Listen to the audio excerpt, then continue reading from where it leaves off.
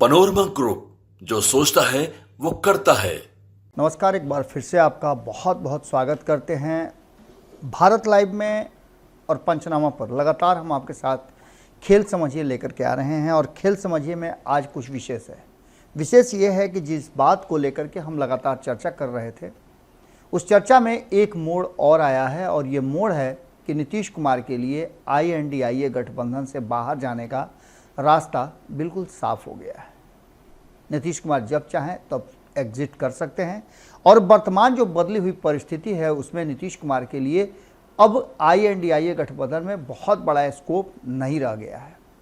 हम ये बात इसलिए कह रहे हैं कि जिस तरह से जातीय गणना की रिपोर्ट आई है, उस रिपोर्ट के बाद से जो माहौल बदला है, उस माहौल में नीतीश कुमार भी समझ रहे हैं कि उनकी उपयोगिता और उनका जो लेवल है वो कहाँ है।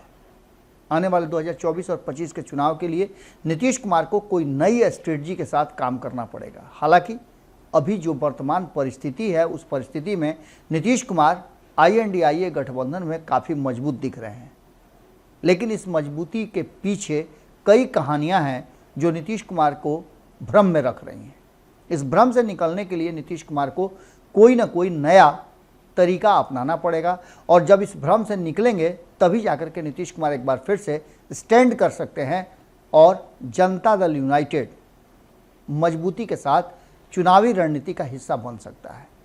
हम ये बात क्यों कह रहे हैं, तो इसके पीछे आप इतना ही समझ लीजिए कि हम लगातार जिस तरह से ये बातें कह रहे हैं कि INDIA गठबंधन तो नीतीश कुमार ने बनाया, लेकिन नीतीश कुमार हमेशा शक के संदेह के घेरे में रहे। नीतीश कुमार को लेकर के हमेशा INDIA गठबंधन के लोग संशय की स्थिति में रहे और ये बात हम पहले दिन से ही आपको बता रहे हैं। नीतीश कुमार भी कम संशय में नहीं रहे। नीतीश कुमार को ऐसा लगता था कि लालू प्रसाद कभी भी नीतीश कुमार से CM की कुर्सी लेकर के और उनको पैदल कर सकते हैं। तो वहीं दूसरी तरफ नीतीश कुमार को ऐसा लगने लगा था और दूसरी तरफ नीतीश कुमार को लेकर के जो INDIA गठबंधन है, उनके लोगों को लगता था कि नीतीश कुमार यदि उनके हाथ में पावर आ जाएगा तो उस पावर का मिसयूज भी कर सकते हैं। नीतीश कुमार पर यह ठप्पा लगा हुआ है कि नीतीश कुमार चुनाव किसी और के साथ लड़ते हैं, सत्ता साझा किसी और के साथ करते हैं और ये एक बार नहीं, बार बार नीतीश कुमार अपने ऊपर ये दाग तो ये छींटा तो जरूर लगा लिए हैं। खैर, इन सारी बातों के साथ बहुत ही सोची समझी रणनीति के तहत इस बार तेजस्वी यादव और नीतीश कुमार दोनों एक साथ आए थे। ये रणनीति काम भी कर रही है। जहां एक तरफ नीतीश कुमार को मुख्यमंत्री की कुर्सी मिली हुई है, उस कुर्सी पर वो अपने हिसाब से कार्य कर रहे हैं, तो दूसरी तरफ तेजस्वी यादव को भी बहुत सारे विभाग, बहुत सारा बजट, एक बार अपने आप को प्रूफ करने का मौका और सरकार में रहने का सुख, ये सब कुछ प्राप्त हुआ है। तेजस्वी यादव को पता है कि नीतीश कुमार को जब तक उनकी कुर्सी पर खोद खाद नहीं करेंगे तब तक कोई समस्या उनको नहीं होने वाली है। हालांकि लालू प्रसाद बीच बीच में खोद खाद करते रहे हैं लेकिन बात अब इससे आगे शुरू हो गई है। बात यहाँ वर्चस्व की लड़ाई की हो रही है, अपने अपने वोट बैंक को होल्ड करने की रह रही है और ऐसी स्थिति में नीतीश कुमार पिछड़ते हुए नजर आ रहे हैं। अपने लौकुश समीकरण वाले वोट पर नीतीश कुमार का कंट्रोल घटता जा रहा है। लगातार जनता दल यूनाइटेड से कुशवाहा समाज के लोग पलायन कर रहे हैं। जिस तरह से बिहार में पिछले 18 से लेकर के 33 साल मान के चलिए ना, जो लगातार दोनों भाई का शासन रहा है, उसमें पलायन रुकने का नाम नहीं ले रहा है। वहीं दूसरी तरफ जदयू से भी पलायन नहीं रुक रहा है। आपने कल ही देखा कि एक बड़ी टीम कुशवाहा समाज की टूट करके चली गई भारतीय जनता पार्टी की तरफ। सम्राट चौधरी ने उन युवाओं को शपथ दिलवाया और सदस्यता दिलवाई। खैर, इन सारी बातों की तो चर्चा होती ही रहेगी, लेकिन अभी जो वर्तमान परिस्थिति बनी है, इसमें नीतीश कुमार के कुछ बयानों को लेकर के भी कोट किया जा रहा है। एक तरफ लालू प्रसाद के बयान हैं, तो दूसरी तरफ कांग्रेस का जो काम करने का तरीका है वो रास नहीं आ रहा है कई क्षेत्रीय दलों को। ऐसा ही एक दल है समाजवादी पार्टी, जिसके मुखिया अखिलेश यादव ने कई ऐसे आरोप कांग्रेस पर लगाए और कहा कि ये धोखा देने वाली पार्टी है, भरोसा नहीं करने वाले लोग हैं। आप लोग भरोसा मत कीजिएगा, आम जनता से ये बातें वो कह रहे हैं। उसी गठबंधन में है और उसी गठबंधन के सबसे मजबूत साथी को लेकर के उनका इस तरह का विचार है। तो वहीं कहीं ना कहीं नीतीश कुमार ने भी इस मुद्दे को उठाया है कि कांग्रेस 5 राज्यों में हो रहे चुनाव में व्यस्त है, उसे INDIA गठबंधन से कोई लेना देना, कोई मतलब नहीं है। हालांकि इसको सुधार भी किया गया और ये कहा गया उनकी पार्टी के नेता की तरफ से कि जैसे ही 5 राज्यों के चुनाव खत्म होंगे सब कुछ सामान्य हो जाएगा और फैसले भी सारे ले लिए जाएंगे। लेकिन इन सब बातों के साथ जो हम लगातार आपको बता रहे थे, उसमें एक नया अमेंडमेंट हुआ है। अमेंडमेंट ये हुआ है कि लालू प्रसाद और नीतीश कुमार की मीटिंग जो कराई है तेजस्वी यादव ने, उस मीटिंग के बाद भी बहुत सारी बातें चेंज होकर के नहीं आई है। विधानमंडल का सत्र शुरू हो गया है और उस सत्र में जो बॉडी लैंग्वेज है नीतीश कुमार का, वो भी बहुत कुछ कहानी कह रहा है। हालांकि ये कहना थोड़ा जल्दबाजी होगा कि नीतीश कुमार फैसला लेकर के फिर से भाजपा में जाएंगे, लेकिन भाजपा के नेताओं से उनकी जो पुरानी यारी है वो एक बार फिर से छन छन करके आने लगी है। सदन में भी उन्होंने जिस तरह से सम्राट चौधरी से बातचीत किया, जिस तरह से हरीश सहनी का स्वागत किया, ये सारी बातें पब्लिक डोमेन में है, ये सब कुछ देखा गया। इसके अलावे भी विधानसभा के लॉबी में जब वो पहुंचे तो वहाँ भी भारतीय जनता पार्टी के नेताओं को देख करके अभिवादन किया और ये सारी चीज़ें तो सामान्य सा हिस्सा है। लेकिन इसके बाद जो हम बात आपको कहने जा रहे हैं वो बड़ा ही महत्वपूर्ण है।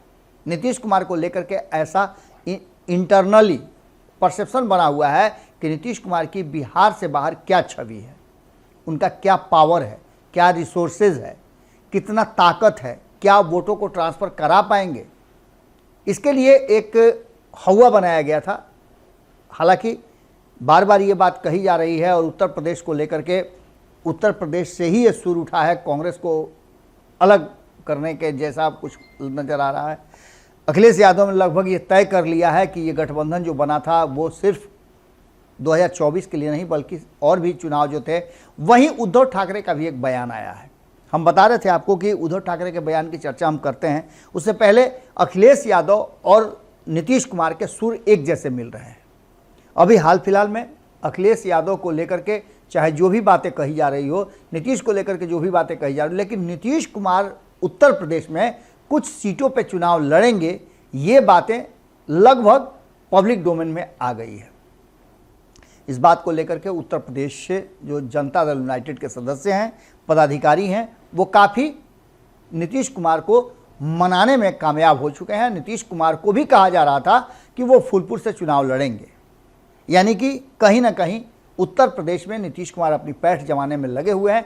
तो वहीं इन 5 राज्यों के चुनाव में मध्य प्रदेश में जिस तरह से उन्होंने अपने उम्मीदवार उतारे, उसे देख करके ऐसा लग रहा था कि कहीं ना कहीं नीतीश कुमार अब अपने हाथ पैर को लंबा कर रहे हैं।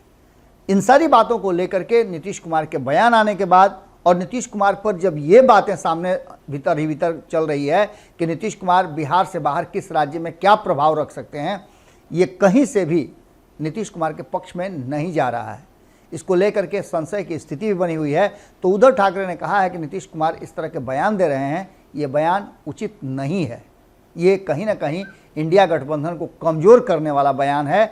अभी 5 राज्यों का चुनाव चल रहा है और ये इंडिया गठबंधन के लिए सेमीफाइनल है। अब उद्धव ठाकरे के इस बयान को लेकर के भी आप समझ सकते हैं।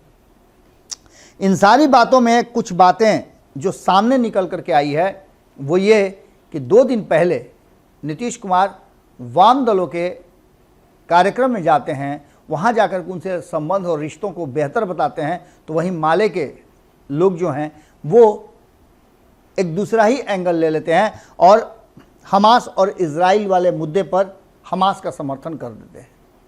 इसको लेकर के भी दोनों के बीच में तल्खियाँ हैं। यानी जो बिहार में महागठबंधन है, उस महागठबंधन में जितने भी दल बच गए हैं वो सब अपनी डफली अपना राग अलाप रहे हैं। ऐसी स्थिति में एक तरफ नीतीश कुमार का बयान, दूसरे तरफ अखिलेश यादव का बयान, और इन बयानों पर पलटवार उद्धव ठाकरे का इस बात की तरफ इशारा कर रहा है कि वक्त के साथ अभी बहुत कुछ होना बाकी है। 5 राज्यों के चुनाव परिणाम आने के बाद INDIA गठबंधन के कहीं ना कहीं इस संगठन में बहुत सारे चेंजेज आएंगे। आपने देखा होगा ममता बनर्जी बिल्कुल चुप हैं, अरविंद केजरीवाल अपनी ही दुनिया में मस्त हैं, साउथ के कई राज्य से लोग जुड़े हुए हैं, वो अलग अपनी दुनिया में हैं। लेकिन इन सारी बातों के साथ साथ नीतीश कुमार पर बैसाखी पर सत्ता में काबिज रहने का ये जो आरोप लगा है, या फिर इसको कैसे आप समझ सकते हैं कि नीतीश कुमार के पास वो क्षमता नहीं है कि अपने दम पर वो सत्ता में पहुंच सकें या सत्ता के करीब ही पहुंच सकें। ऐसी स्थिति में नीतीश कुमार को लेकर के जो बातें सामने आ रही हैं वो साफ बता रही हैं कि नीतीश कुमार को ये कहा जा रहा है कि वो बैसाखी पर सत्ता के शीर्ष पर यानी मुख्यमंत्री की कुर्सी पर बैठे हुए हैं, और ये बातें कह करके कहीं ना कहीं नीतीश कुमार के ईगो को हर्ट किया गया है।